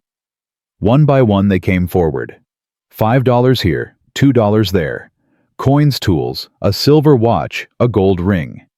By the time the last person stepped up, there was a pile on the porch. Ethan counted it with shaking hands. $73. I don't know what to say. Don't say anything, Walker said. Just pay it forward when you can. Why? Why would you do this for me? Because you helped someone when no one else would. That matters to us. Walker's eyes held weight of years and suffering and survival. We know what it's like to be cast out, to have doors slammed, to be judged for things beyond our control. When someone stands up and does right, we stand with them. Clara came outside, drawn by the voices. When she saw the crowd, the money, she covered her mouth. "Thank you," she whispered. "Thank you all." After they left, Ethan and Clara sat on the porch counting money. Rose's $1, the freedmen's $73. The cattle would bring $180, the foal $50, tools and saddle $45, $448, still short by $52. "We're close," Clara said. "So close." "Not close enough. Maybe Henderson will extend credit, or Briggs, or they won't. We've asked everyone who'd help. The only people left are the ones who want to see us fail." Clara's hand found his. "Then we'll sell the foal early. She won't fetch full price, but—" "No." Ethan's voice was firm. "That foal's our future, our insurance. I won't sacrifice it for Calhoun." "Then what?" He didn't have an answer. The night before the deadline, Ethan couldn't sleep. He lay beside Clara, listening to her breathe, watching moonlight paint patterns on the ceiling. Everything he'd built, everything they'd built together would be gone tomorrow. The cabin, the land, the home they'd made for 5 children who had nowhere else to go. He thought about running again, about packing in the night and disappearing into the west. But he'd made a promise. To Clara, to the children, to himself. No more running. At dawn, he rose and dressed in his best clothes. Clara woke, saw him, and her face crumpled. "It's today." "Yeah." "What time?" "Noon. At Calhoun's office." She got up, helped him with his collar. Her hands shook. "I'm coming with you. Clara. I'm your wife. I'm coming." They rode to town together, children left with Rose in charge. The morning was hot, already promising a scorching afternoon. Austin was busy Saturday, people shopping and socializing. They stared as Ethan and Clara passed, some sympathetic, others gleeful. Everyone knew what was happening today. Calhoun's office sat above the saloon. They climbed the stairs, each step heavier than the last. Inside, Calhoun sat behind a massive desk, Sheriff Briggs standing awkwardly in the corner. "Cole, Mrs. Cole, right on time. We're here to pay. Are you now?" Calhoun's smile was predatory. "Let's see it then." Ethan pulled out every dollar, every coin, laid it on the desk, Rose's silver $1 on top. Calhoun counted slowly, deliberately, making them wait, making them sweat. Finally, he looked up. $448. That's what we have. The debt is $500. I know. But, no buts, the contract is clear. Full payment by today, or foreclosure begins. We're only short by $52. Might as well be $5,000. A debt's a debt. Calhoun leaned back in his chair. Unless you've got something else to trade. Ethan's mind raced. He'd sold everything. There was nothing left except the foal, he heard himself say. Clara's hand grabbed his arm. "Ethan, no. The foal's worth $50, maybe more. She's 3 weeks old. She's not ready to be sold. Doesn't matter, it's all we have." Calhoun's smile widened. "A foal, unbroken, untrained, might not even survive to maturity. I'll give you 30. She's worth 50. To someone who has time to wait. I don't. 30. Take it or leave it." Ethan looked at Clara, saw the devastation in her eyes. That foal represented hope, a future, everything they'd worked for. But losing the land meant losing everything else. "Done," Ethan said. "No." Clara's voice was sharp. "Ethan, please, not Star. We don't have a choice." "There's always a choice." "Not today, there isn't." Tears streamed down Clara's face, but she nodded, because she understood. Sometimes survival meant sacrificing the things you loved. "I'll have the foal delivered by evening," Ethan said. Calhoun counted out $30, added it to the pile. 478, still short by 22. You said 30 was enough. I said I'd give you 30 for the full. Doesn't change what you owe. Calhoun's expression turned cruel. You're still short, Cole, by $22, which means I'm still taking the land. Ethan's world tilted. You lied. I did no such thing. You assumed. That's not my fault. You son of a... Briggs moved forward. Easy, Ethan. He tricked us. We gave him everything, and he... I told you the debt was 500. Calhoun interrupted. That hasn't changed. Not my problem, you can't count. Clara's voice cut through the rage. Wait. Everyone turned. She was pulling something from around her neck, a gold locket. Ethan had never seen her wear it. It was my mother's, she said quietly. The only thing I have left from her. It's worth at least 25. Clara, no. She ignored him, set the locket on Calhoun's desk. Take it. Calhoun picked it up, opened it. Inside were two small portraits, a man and a woman painted in miniature. Your parents? Yes. He studied it, then closed it with a snap. $22. Exactly what you need. Clara nodded. Then we're paid. In full. Calhoun set the locket aside, pushed the pile of money back toward Ethan. No. What? I said no, the debt's not satisfied. But you just said... I said the locket's worth $22. To someone who cares about sentimental trinkets. I don't, so I'm not accepting it.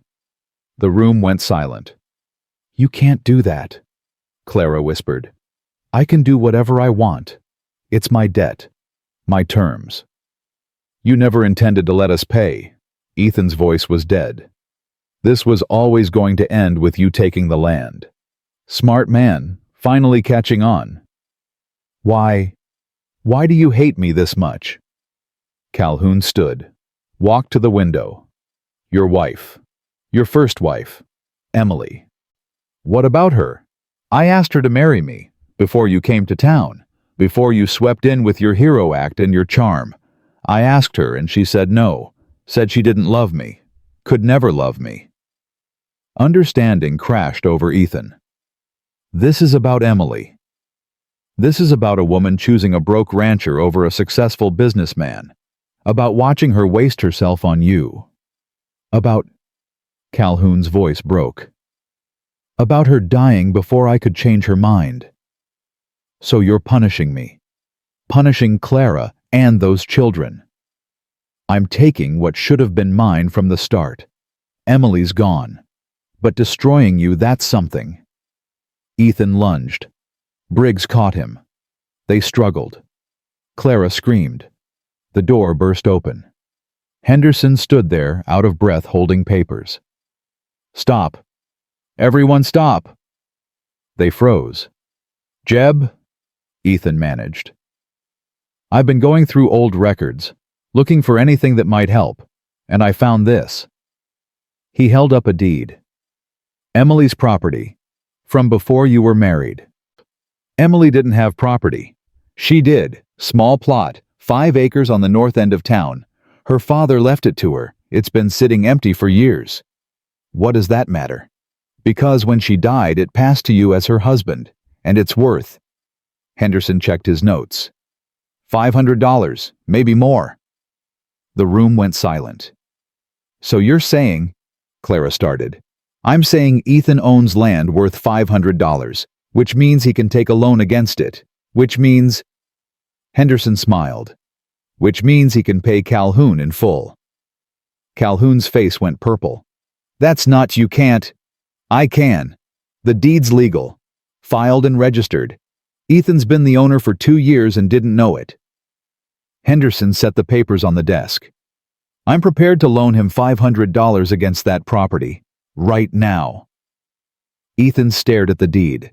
At Emily's name written in careful script, at the gift she'd given him from beyond the grave. Emily, he whispered, you saved us. Henderson counted out $500 in crisp bills, set them in front of Calhoun, Payment in full. Debt satisfied. You want to count it? Calhoun's hands shook with rage, but he counted. Every bill. And when he finished, he shoved the papers across the desk. Fine. The debt's paid. Get out. Gladly. Ethan gathered the deed, the papers, Clara's locket. One more thing. What? I'm keeping the foal. We agreed. We agreed on nothing. You tried to cheat us, so I'm taking back what's mine. You don't like it, talk to the sheriff. Briggs cleared his throat. Seems fair to me. They left Calhoun sitting in his office, surrounded by money that suddenly meant nothing. Outside in the bright Texas sun, Clara threw her arms around Ethan's neck. We did it. We actually did it. Emily did it. You both did it. She kissed him hard. Your first wife saved your second wife. That's incredible. Ethan held her close, breathing in the scent of soap and sweat and survival. Let's go home. They rode back together, stopping at Henderson's to sign loan papers. The 5 acres Emily left would take years to pay off, but it was manageable. Small payments, reasonable terms. When they reached the cabin, the children came running. Rose's face was tear-stained. Is it done? Are we leaving? No, sweetheart, Clara said. We're staying. Forever. Forever. Grace grabbed Ethan's leg. We get to keep Star. We get to keep Star. The children erupted in cheers. Even Henry smiled, though he tried to hide it. That night, after everyone was asleep, Ethan walked to Emily's grave. He knelt by the marker, touching the weathered wood. Thank you, he said simply, for everything, for loving me, for leaving me something to hold on to, for... His voice broke. For letting me love again. I hope you understand. I hope you approve. The wind picked up rustling through the grass, and Ethan could have sworn he heard her laugh, light and free and full of joy. He returned to the cabin where Clara waited, where children slept safe, where a new life had taken root in the ashes of the old. And for the first time in 2 years, Ethan Cole felt something that had nothing to do with grief or guilt or the past. He felt peace. 3 months after they paid Calhoun, autumn came to Texas with cooler mornings and the promise of rain. The ranch transformed under Clara's determined hands. The garden produced squash beans and late tomatoes. The cattle fattened on the last of the summer grass. Star grew strong and playful, following Grace everywhere like an oversized dog. And Clara's belly began to swell with new life. She told Ethan one morning while they were collecting eggs, just turned to him with her hand on her stomach and said, I'm carrying. Ethan dropped the basket. Eggs splattered in the dirt. Are you sure? I'm sure. About 2 months along, due in spring. He pulled her close, pressed his forehead to hers. A baby. Are you happy? Happy, Clara, He couldn't find words big enough. I'm everything. She laughed, crying at the same time. I was afraid you'd think it was too soon. Too much with the other children and the ranch, and it's perfect timing. It's a gift. That night they told the children. Rose clapped her hands. The twins argued about whether it would be a boy or girl. Grace climbed into Clara's lap and put her ear to her belly. I can't hear anything. You will, in a few months. Will the baby like me? The baby will love you. Henry sat apart, quiet. After the others went to bed, he approached Ethan on the porch. Mr. Ethan. Yeah, bud. The new baby. Will you love it more than us? Ethan's heart cracked. Come here. Henry came closer. Ethan pulled him down to sit beside him. Listen to me. That baby's going to be my blood. But you know what? So are you. You and Rose and Samuel and Grace and Mary. Blood's not about who you're born to. It's about who you choose. And I choose you. All of you. Forever. You mean that? With everything I am. Henry leaned against him. Good. Because I choose you too. Even if you're annoying sometimes. Ethan laughed. Fair enough. The next morning brought unexpected visitors. Henderson rode up with his wife Martha, both of them carrying covered baskets. "Morning, folks," Henderson called. Clara came outside wiping flour from her hands. "Mr. Henderson? Mrs. Henderson, what brings you out here?" Martha climbed down from the wagon. "Heard the news about the baby." Clara blinked. "How did you—" "Small town. Word travels." Martha held up her basket. "Brought some things. Baby clothes from when my boys were small. Some yarn if you want to knit. Herbs for the sickness if it gets bad. I can't accept—" "You can and you will. Consider it payment." "Payment for what?" Martha's expression softened. "For showing this town what decency looks like. For reminding us that kindness matters more than reputation. For—" She stopped. "For being brave enough to let people help you." Clara's eyes filled with tears. "Thank you." They spent the morning drinking coffee and talking about babies and ranching and the coming winter. Henderson mentioned that several families in town had asked about Clara, wondering if she'd taken washing or mending. "They're ready to hire you now." Clara's voice held an edge. "After they slammed their doors when I was starving." "People are funny," Henderson said. "Sometimes they need permission to be kind. You and Ethan, you gave them that permission. By almost losing everything. By surviving despite everything. That matters to folks. Makes them think maybe they could survive too." After they left, Clara stood on the porch looking at the baskets of baby clothes. "I don't know if I can forgive them," she said quietly. Ethan came up behind her. "You don't have to. But maybe you can let them try to make it right." "Is that what you did with Calhoun?" "No. Calhoun didn't want to make anything right. These people do." Clara leaned back against him. "It's hard. Accepting help from the same people who turned me away." "I know. But holding on to anger that only hurts you." "When did you get so wise?" "About 10 minutes ago. Still figuring it out." She turned in his arms. "I love you, Ethan Cole." "I love you too." They kissed soft and sweet, while the autumn wind rustled through the changing leaves. That afternoon, Rose asked if she could learn to ride. Ethan saddled Rosie while Clara watched from the porch, one hand on her belly, the other shading her eyes. Rose sat tall in the saddle face, serious with concentration. Ethan led Rosie around the yard in slow circles. "How do I make her go faster?" "Squeeze with your legs. Gentle." Rose squeezed. Rosie moved into a trot. Rose bounced awkwardly, grabbing the saddle horn. "Relax. Move with her. Feel her rhythm." Rose tried, failed, tried again. Slowly she found the motion. Her bouncing smoothed out.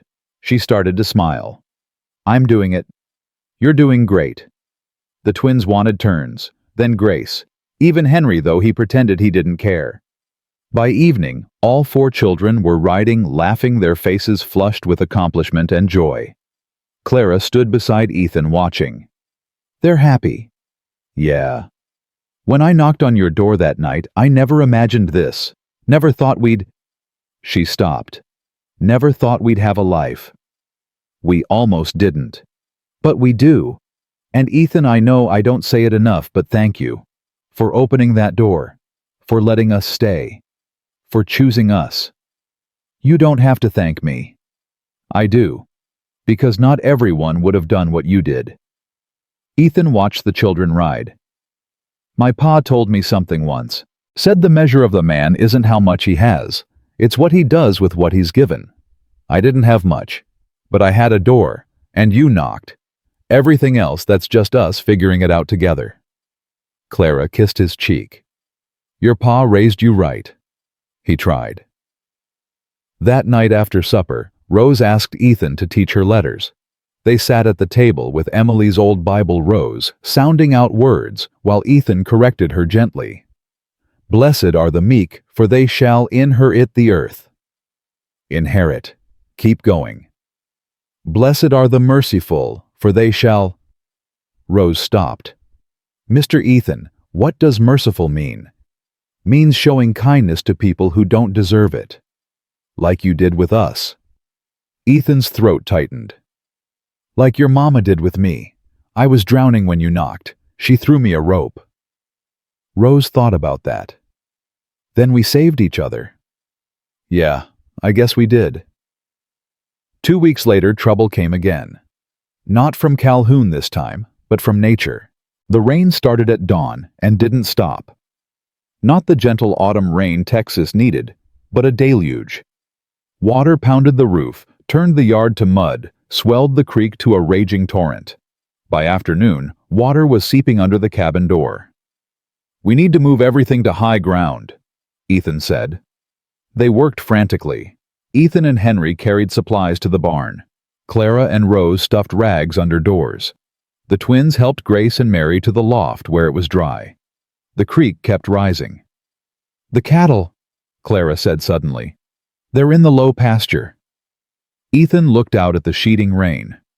The creek stood between him and the cattle, already too high to cross safely. I'll get them. Ethan, no. It's too dangerous. If I don't, they'll drown. That's our whole herd. Then I'm coming with you. Clara, you're pregnant.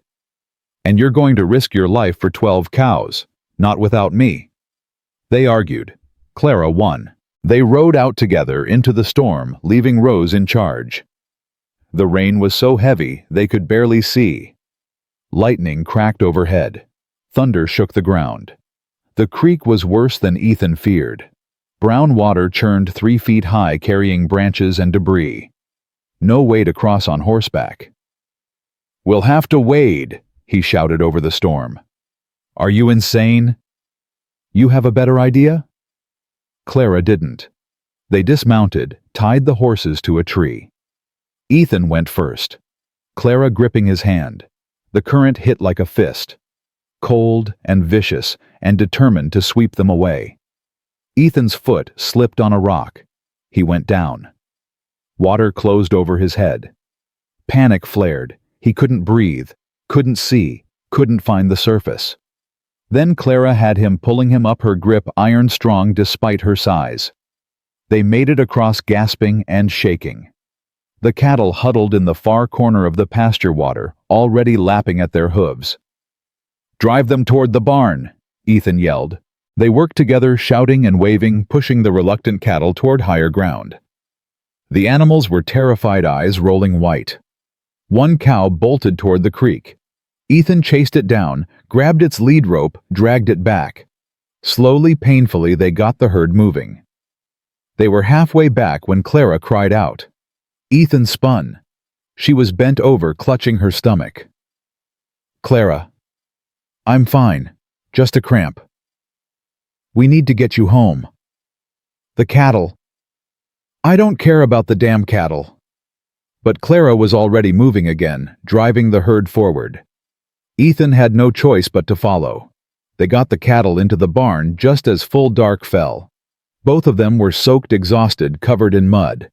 Clara's face was pale, lips blue with cold. Inside, Ethan ordered. Now. They stumbled to the cabin. Rose had hot water ready, blankets, the fire roaring. The children crowded around, asking questions. Ethan ignored them all, focused only on getting Clara dry and warm. He stripped off her wet clothes, wrapped her in blankets, held her close to the fire. Is the baby all right? Rose asked, voice small and scared. I don't know, Ethan admitted. Clara's hand found his. I'm fine. We're fine. Just cold. But Ethan saw the fear in her eyes. Saw the way she kept one hand pressed to her belly, as if she could protect the life inside through sheer will. They sat by the fire all night. Ethan refused to sleep, watching Clara for any sign of trouble. Toward dawn, she finally relaxed. I feel movement. The baby's moving. Relief crashed over Ethan so hard he couldn't speak. Clara touched his face. We're both fine. I promise. Don't ever do that to me again. Save the cattle. Risk yourself like that. You and the baby, you're more important than anything else. The cattle are our livelihood, Ethan. We need them. I need you more. Clara kissed him. Then I guess we'll just have to be more careful next time. There's not going to be a next time. This is Texas. There's always a next time. The rain finally stopped 3 days later. The damage was extensive. Half the garden washed away, one fence completely destroyed, the chicken coop damaged. But they'd saved the cattle, and Clara and the baby were safe. They rebuilt. Ethan and Henry fixed the fence. Rose and Clara replanted what they could. The twins patched the chicken coop with scrap wood and determination. Neighbors came to help. Families Ethan barely knew showed up with tools and supplies. Henderson brought lumber. The freedmen brought labor and strong backs. Even Martha Henderson spent a day helping Clara salvage what remained of the garden. "Why are you doing this?" Clara asked her. "Because that's what neighbors do. They show up. But we're not. You're one of us now, like it or not." Martha smiled. "Get used to it." By the time winter set in properly, the ranch was rebuilt, stronger than before, more secure. The cattle had survived, the children were healthy, and Clara's belly grew round and obvious. Christmas came quiet and simple. They had no money for gifts, but Clara baked cookies with the last of the sugar. Ethan carved small toys from wood: a horse for Grace, a top for the twins, a doll for Rose. For Mary, too young to know better, he made a rattle. Clara cried when she saw them. They're beautiful. They're rough. They're perfect. Christmas morning they woke to find snow on the ground. Rare for Texas. The children ran outside squealing, throwing snowballs, making angels. Even Henry laughed. Really laughed, as Samuel dumped snow down his shirt. Ethan and Clara stood on the porch watching. "This is what I wanted," Clara said softly. "When I walked 8 miles with starving children. When I knocked on your door.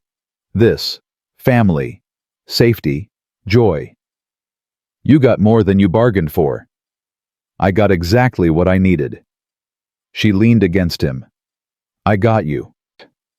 Spring arrived with wildflowers and new grass. Clara's time came on a warm April morning. She woke Ethan before dawn, face tight with pain. It's starting. Ethan's heart stopped. Now. Now. He sent Henry racing for Martha Henderson, sent Rose to boil water, sent the twins to keep Grace and Mary occupied. Then he held Clara's hand while she breathed through contractions that came faster and faster. Martha arrived within an hour. She took one look at Clara and nodded. "She's ready. Ethan, you need to leave." "I'm staying." "This isn't..." "She's my wife. I'm staying." Clara gripped his hand.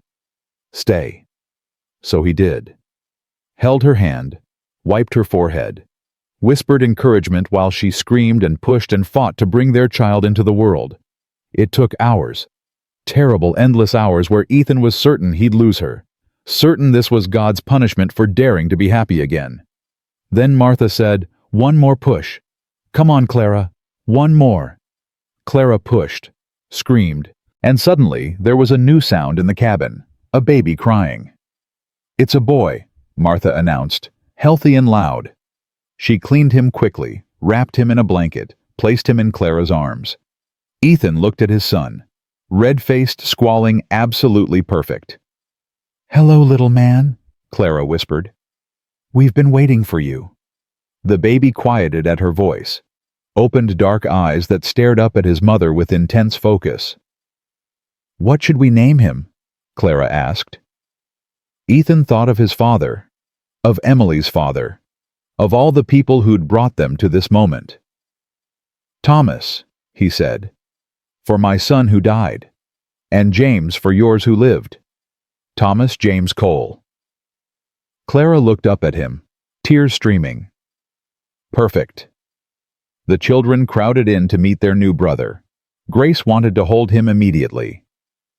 Rose helped her sit, showed her how to support his head. The twins peered at him with fascination and mild disappointment that he couldn't play yet.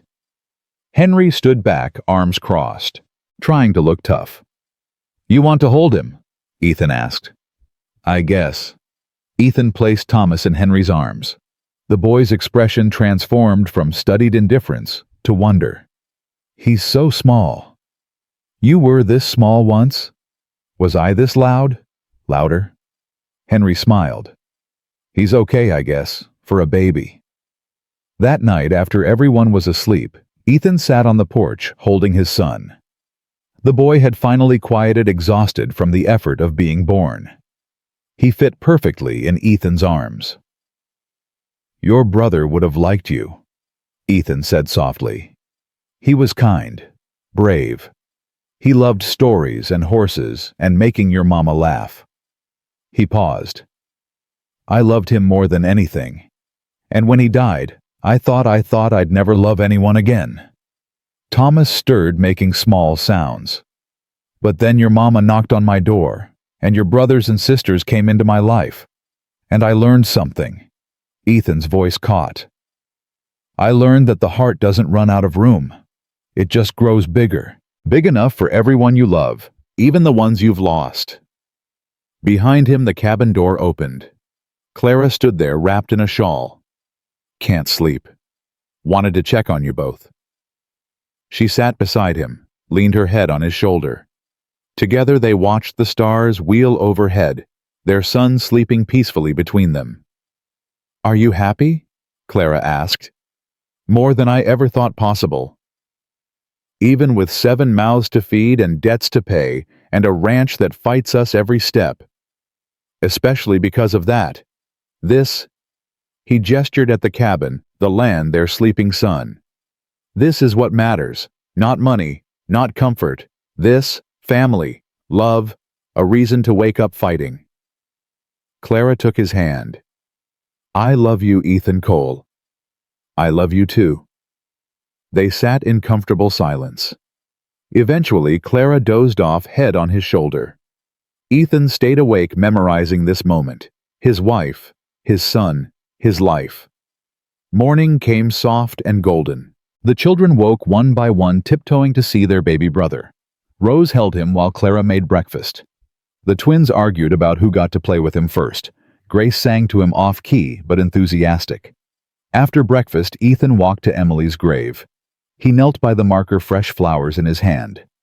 I wanted to tell you, he said to the weathered wood. We had a son. Named him Thomas, after yours, after ours. I thought you'd want to know.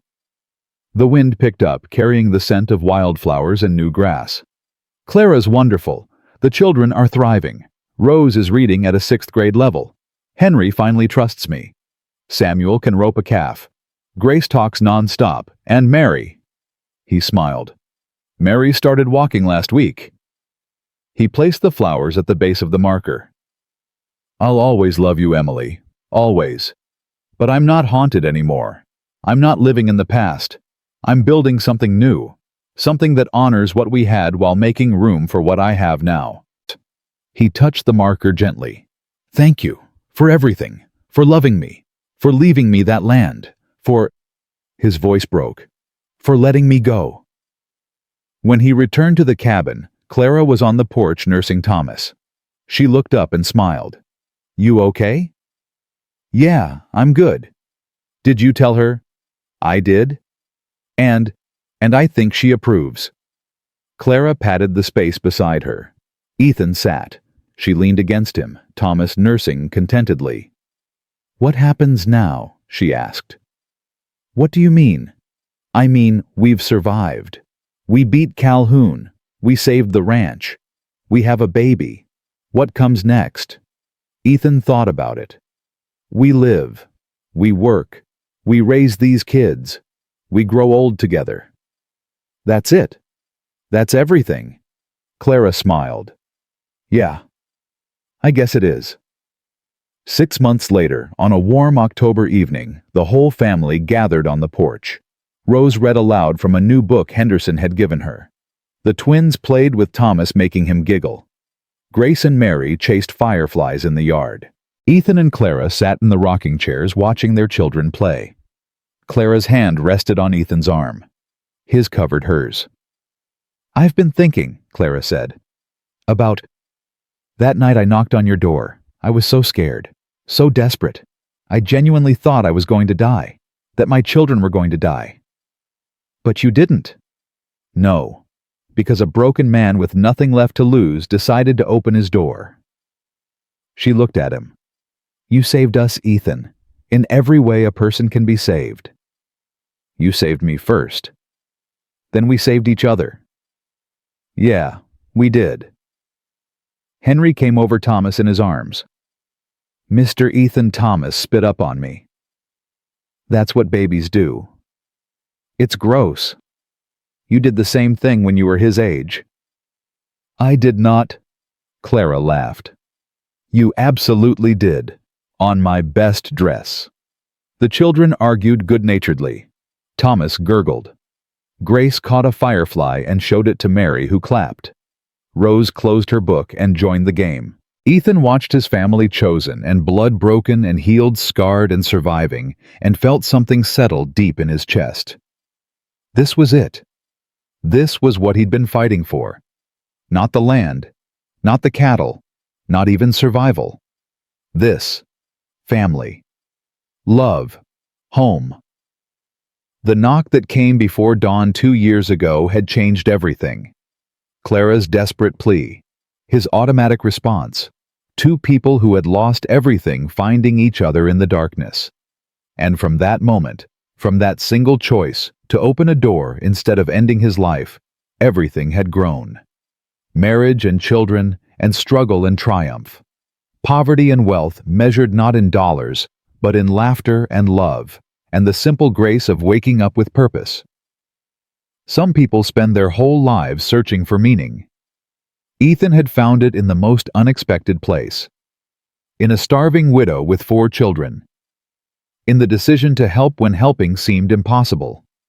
In the daily choice to keep fighting even when the world said quit. He'd lost Emily and Thomas. That grief would never fully fade. But he'd gained Clara and Rose and Henry and Samuel and Grace and Mary and baby Thomas. He'd gained a second chance at the life he thought was over. And that was more than enough. Clara squeezed his hand. What are you thinking about? About how lucky I am. Lucky we almost lost everything. But we didn't. We're here, together. That's not luck. That's grace. Maybe both. Maybe. The stars came out one by one. The children's laughter filled the air. Clara's hand stayed warm in his. And Ethan Cole, widower, rancher, father to 6 children, and husband to the bravest woman he'd ever known, looked at the life he'd built from ashes and broken pieces, and knew with absolute certainty one simple truth. Sometimes the worst night of your life leads to the best morning you never saw coming.